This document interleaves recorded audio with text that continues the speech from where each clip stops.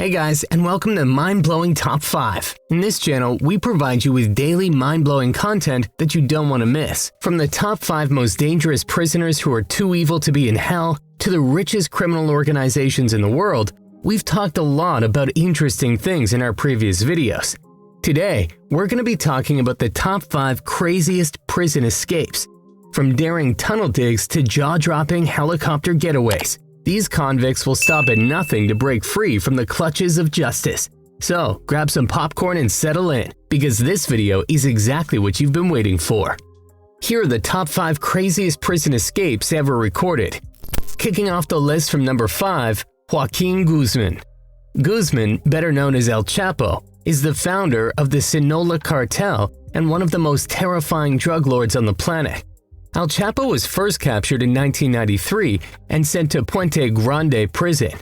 But despite being behind bars in a maximum security facility, he continued to manage his drug operations with ease. It was obvious that his connections were vast, and the threat of a cartel retaliation was enough to scare many guards into compliance.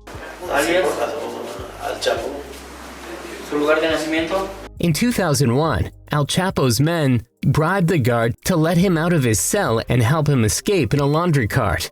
Then, he was wheeled to a parking lot where he got into the trunk of a car and escaped. But his greatest escape was yet to come. After being sent to Alto Plano Federal Prison in February 2014, El Chapo simply vanished from his cell in July. Security footage showed him pacing his cell, and then this happened. Authorities discovered a 2-foot square hole beneath one of the showers. This led to a secret tunnel that the cartel had been digging for months. Opening the tunnel up to the press, the authorities show a well-resourced operation with electricity and a supply, and this makeshift minecart adapted from a motorcycle presumably used to move earth and people along its rails. This tunnel led to a cinder block house on the outside of the prison. And from there, El Chapo made his getaway. Up next, Pascal Payette. Pascal Payette is a French criminal who was sentenced to 30 years in prison. In 2001, he escaped Lunez prison after his friend on the outside got a hold of a helicopter, flew it to the prison roof, and broke him out.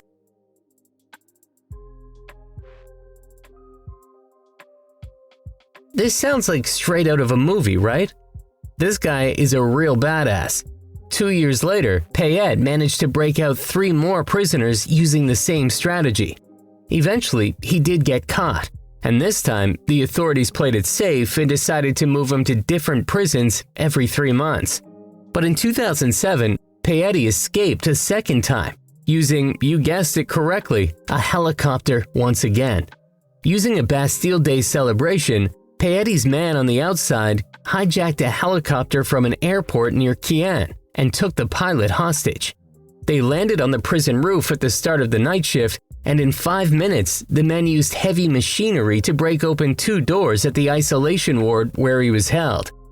Although Payette was captured a few months later, he still holds the record for the most number of prison escapes by helicopter. But the question remains, how was he able to achieve these prison escapes without getting shot? Prisons are supposed to be heavily guarded. Perhaps there's an inside man, a prison guard working for him or something. Let me know what you think in the comments section. Up next, the Texas 7. The Texas 7 consisted of 7 inmates who were serving sentences at the John B. Connolly Unit, a maximum security prison in Texas. The group included 2 Latinos, 2 African Americans, and 3 white inmates. They were serving sentences for various crimes including robbery, capital murder, and kidnapping. Shots had been fired for probably 10-15 minutes.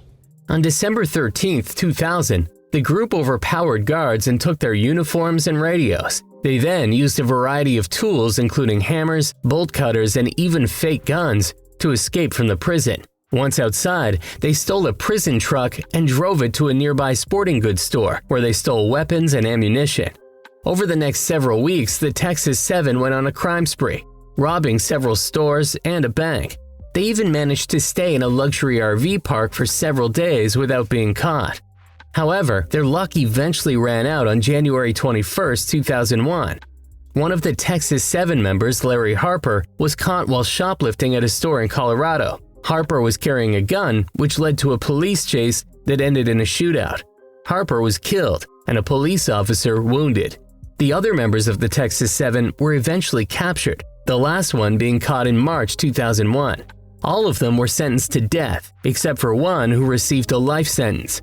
The escape and the subsequent crimes that were committed by the Texas Seven became the subject of a TV movie and several documentaries. Number 2. Escape from Alcatraz.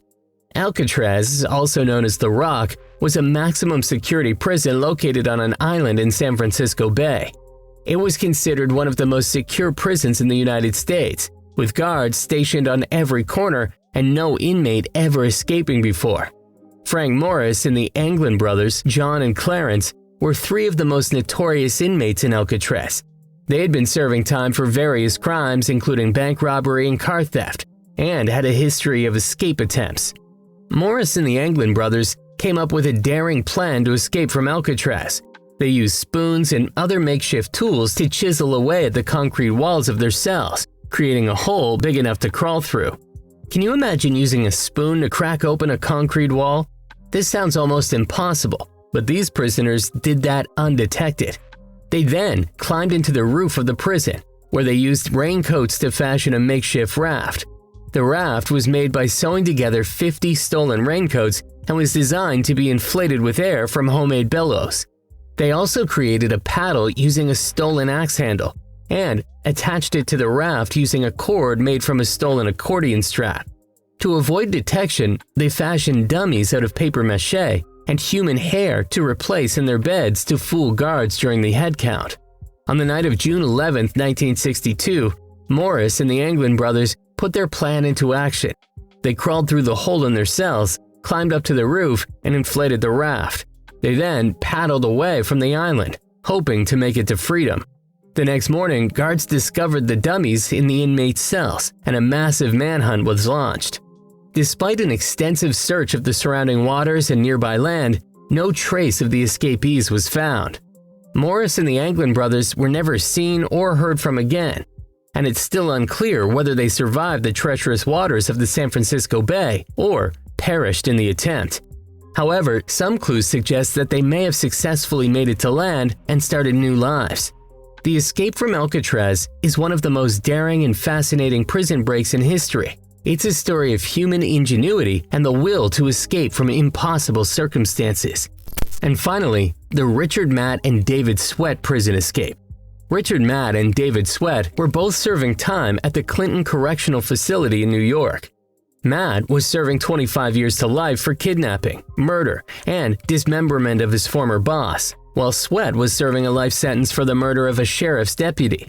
Matt and Sweat came up with a plan to escape from the maximum security prison that involved cutting through steel walls, pipes, and chains. They used power tools to cut through the back of their cells and then crawled through a maze of pipes and tunnels to reach the prison's catwalks. From there, they used more power tools to cut through a metal grill and climb down to the ground outside the prison walls. They also left a note for prison officials that read, "Have a nice day." The escape took place on June 6, 2015. It wasn't discovered until the following morning during a routine bed check. The search for Matt and Sweat quickly became one of the biggest manhunts in New York State history. For the next 3 weeks, police and law enforcement officers scoured the area around the prison, searching for any sign of the escapees. They used helicopters, bloodhounds, and thermal imaging cameras to try and track down Matt and Sweat. The manhunt for Matt and Sweat came to a dramatic end on June 26, 2015. Matt was killed by a federal agent, while Sweat was shot and captured by state troopers.